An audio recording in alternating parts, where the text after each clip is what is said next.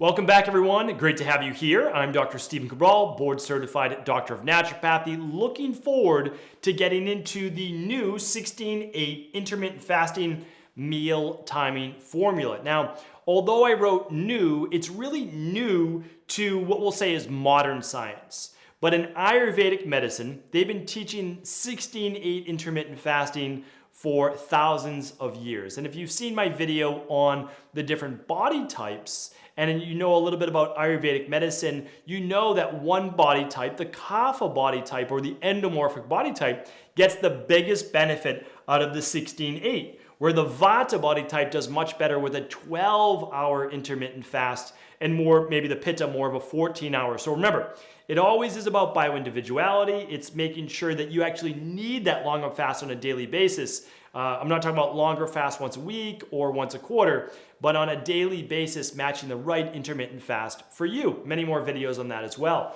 So let's say though you are someone that's doing a 16-8 intermittent fast, we want to make sure that you're doing it the right way.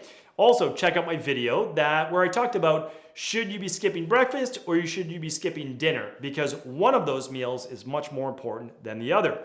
Eating one of those meals, especially later at night or early in the morning, I won't give it all away, is going to lead to much better, like twice the results. So let's get right into it. So in Ayurvedic medicine, and I have a kind of an Ayurvedic body clock here, which I'll talk about in a moment, really matches up with modern science, and that's because Ayurvedic medicine in all their wisdom knew this many thousands of years ago.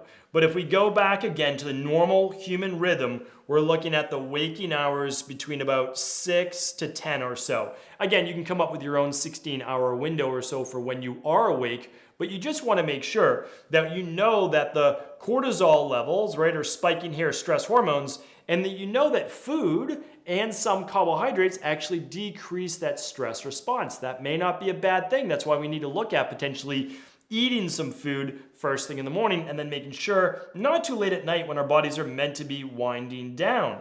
So if we look at the Ayurvedic body clock, we start to realize that there's a nice rhythm here. That the orange here represents basically the light hours. Now I know this is going to change from season to season. That's absolutely okay.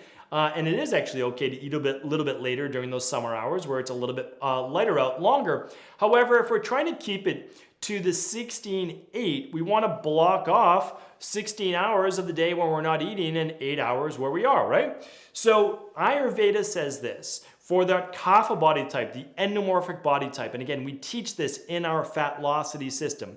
So if you are looking to lose weight and keep it off, there is an actual science to this. Again, we teach that inside of Fatlocity. So it's from 10 a.m. to 6 p.m. It is not from 12 to 8. The human body is not meant to eat during the dark hours. When it does, you're actually going to get a bigger spike in blood sugar. It's going to take longer to digest that food. It's going to lower your REM sleep. It's going to lower your deep sleep, and you might wake up the next morning with a higher glucose level than a lower glucose level. And there's a lot of reasons behind that. Today, I want to share with you the best 8-hour split to eat. And that's from 10 a.m. to 6 p.m.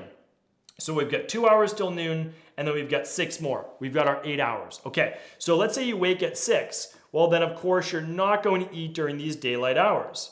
If you're a Vata body type or a Pitta body type, I recommend eating somewhere around this 8 a.m. window, because your main goal is not weight loss, and you might trend a little bit too catabolic, which means you start to break down muscle tissue. So again, it may be for you, it may not be for you. But if you're doing a 16-8, this is the healthiest way to do it. Your first meal is at 10 a.m. It is an easy to digest meal. Something like a smoothie, something like that, easy to digest. Also hydrating. Remember, you haven't had any fluid for at least the 10 hours or so, 8 hours at least from when you've been in bed.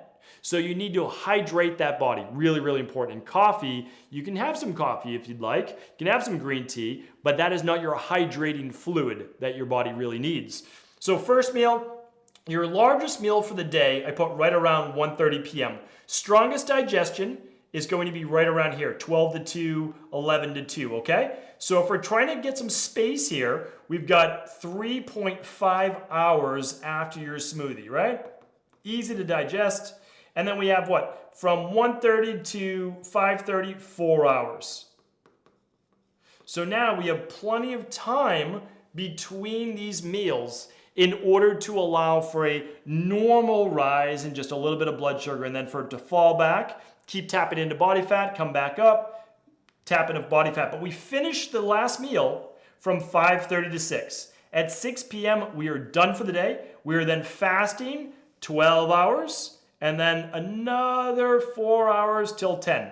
That gives us our 16-8 fast, and allows us the greatest benefits of burning body fat, tapping into autophagy, enabling our body to get rid of any type of cellular damage, anything that shouldn't be there, and improve overall detoxification function. So if you're following a 16-8 intermittent fast, absolute best way to be able to time it. You can still get in 3 meals per day. And what does that mean? Well, when 2 meals, it's very difficult to get in the 7 to 9 servings of fruits and vegetables that the human body needs. And even if you're only doing like 1 cup of berries a day, well, that could be in your smoothie right here. But you still need to somehow get in then at least another 3 cups at each meal, 6 cups total of vegetables, in order to be able to get the antioxidants in. That's the only proven thing to fight heart disease, high blood pressure, diabetes, as well as cancer, right? Anti-cancer diet is high in flavonols. The only flavonols there are in the world really are from fruits and vegetables, brightly colored. So again, if you're trying to be as healthy as possible, not just transform your body, but also be healthy, this is what you want to follow. Hopefully this was helpful. Again, feel free to let me know if there's any questions. Always happy to help. And of course, if you could like, subscribe, hit the notification bell, you'll get more videos like this each and every week. Take care, everyone.